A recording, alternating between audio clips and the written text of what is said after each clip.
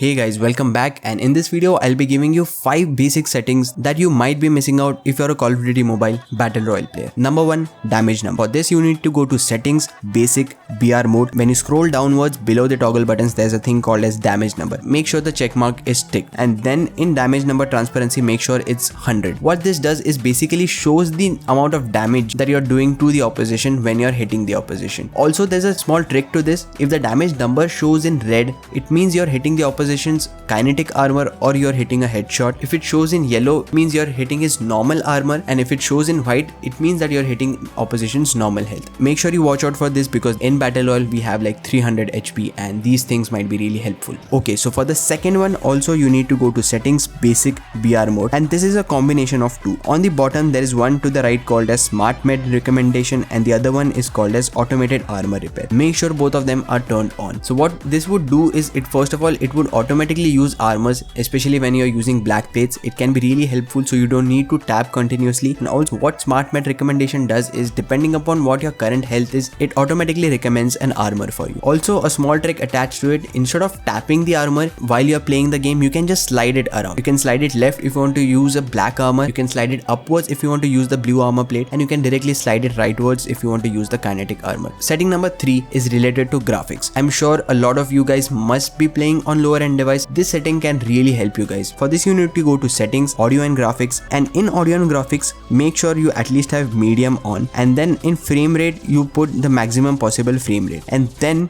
you switch to standard. And once you switch to standard, make sure your graphic quality is switched back to low. This can be really helpful guys. First of all, if the graphic quality is low, you will avoid a lot of frame drops. I think standard is really helpful and it's really lightweight in comparison to dynamic or realistic or even the nostalgia one. And then in the bottom, if you scroll downwards, make sure only anti-aliasing is turned on. In Battle Royale, real-time shadows don't really help that much if you're on low graphics, and I think the anti-aliasing would be the best thing to turn on because it would give you a very crispy look to all the images that you're seeing. Okay, number 4, for this you need to go to settings, basic, BR mode, and then scroll all the way downwards. There's a thing called as show sound reminder to the left hand side. Turn that thing on. What it would do is instead of showing the footsteps or the enemy fire marker onto your minimap, it would directly show you in the center of your main screen. I know this can be really distracting at times, but also it can be really helpful. Say in situations when you're trying to play the game without using earphones, I think it could be really helpful to track an enemy's position who is close to you. This works 99% of the time. It only does not work if your opposition is using Ninja